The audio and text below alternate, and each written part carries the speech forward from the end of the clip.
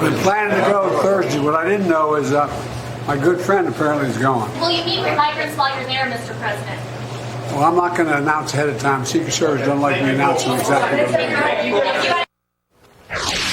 It's the tale of two border visits. Donald Trump and Joe Biden both set to visit the southern border Thursday.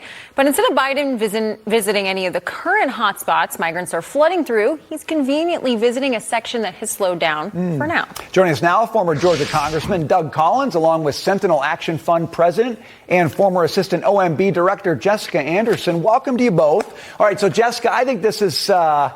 humorous is one way to put it, but I think sad is the other way to put it. The president finally going down because he wants to put, a show of support for defending our border, and he goes to the place where basically the spigot is off. Yeah, talk about a made-for-TV moment that the president is leaning into. He knows exactly where the hotspots are and where they aren't, and he's choosing to fabricate this lie that the border is not chaotic. We all know the truth. The border is total chaos. It's wide open. Illegals are coming across by the droves, and they're infiltrating cities all across the United States, including here in New York, where you've got, people giving the middle finger to cops, someone being lit up. That's the best thing that's happening. That's good news if that's the story of the day. Going to Georgia and murdering that sweet girl that was just out running. So, the lawlessness that's happening at the border, it's carrying all the way through to our cities. And instead of Biden prioritizing putting the actual border to be safe and secure, he's here in New York City blocking the streets for late night television. Right. Yes, yeah, exactly. Well, I want to bring you in, Doug, because we're going to see former President Trump do the exact opposite. He's going to go to an area. I'm sure there's going to be lots of sound bites where he's fired up about what he's going to do.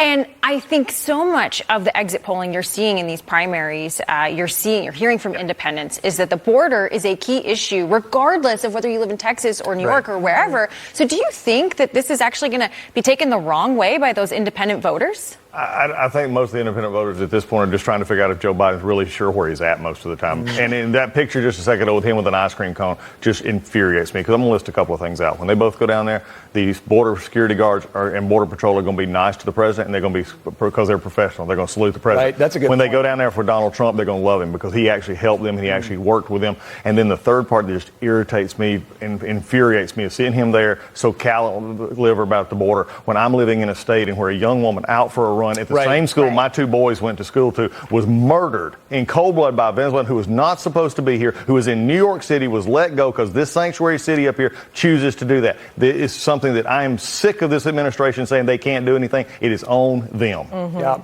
really good point. And, I know we got to move on, but Biden's going to go down there and say, Congress, you're to blame. Trump's going to go down there and say, here's what I'm going to do. Right. Imagine the contrast in those messages. No, absolutely. And I do wonder if he will even bring up that recent victim, right? And I imagine former President Trump will. Well, they finally made a statement, but to say that Congress is not doing this, and when he was the first acts of presidency, he withdrew everything. Trump. There's just a contrast here. I'm not sure why the Biden political team wants. Yeah, that's right. Over 90 executive actions that he overturned the first 100 days in office. So he doesn't need Congress to secure the border. The President Biden needs to do it. Yeah. He needs a backbone. Well, listen, we do have to move on. It's a really important topic. We're going to see what happens this Thursday between the two of them.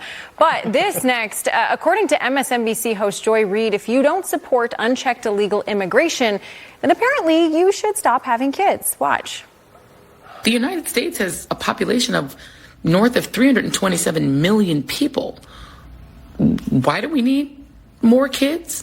I mean, your party, Senator Tuberville, is the one screaming that 10 million immigrants, which I don't even know that number even makes any sense because it doesn't, have streamed into the country since Joe Biden has been president, and you're claiming that that's too many people. But now you're saying we need more kids? If you kick out the immigrants like a lot of y'all want to do, and you could make them do the work that the migrants are doing now? Because that kind of sounds slavery-ish. Jessica, I'm just going to let you react to that. Migrants mean- versus kids. What is that even? What's she trying to say? This is wild. Like, this is just flat out wild. So first off, there is no greater joy than being a mother. So let's just acknowledge what's going on here. Joy is just discounting mothers and those that want to be mothers. I mean, come on, give me a break.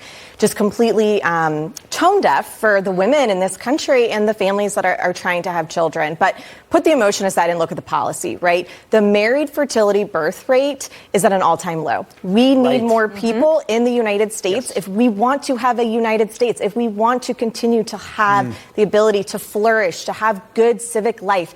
We know that strong families are the bedrock of this. And so, Joy, why do we have to have children? Because we want to make America succeed. We want to have the next generation. This is just insane. It's what you expect from the liberal media. Frankly, she has been brainwashed, and that's coming clear. I'm sure she recorded this on TikTok too, probably.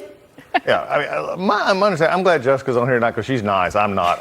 We don't need another basically racist trope from an MSNBC reporter. She doesn't need to be on TV. That's what we need less of. We need less of Joy Reid on TV spouting racism against the world and talking about things that she has no clue. 10 million folks. There's been almost 8 million cross the border in the last 3.5 years. Give you a perspective. Georgia has a little bit more than 10 million population in our state. There's over almost 80% of the border crossing would have filled Georgia. I'm tired of Joy Reid, and we keep seeing this because and nobody said anything to her. Well, you know what I just say? I get so upset about the anti-kid, like the anti-next generation. Somehow kids are a plague on the world, and the sooner we get rid of them, the better.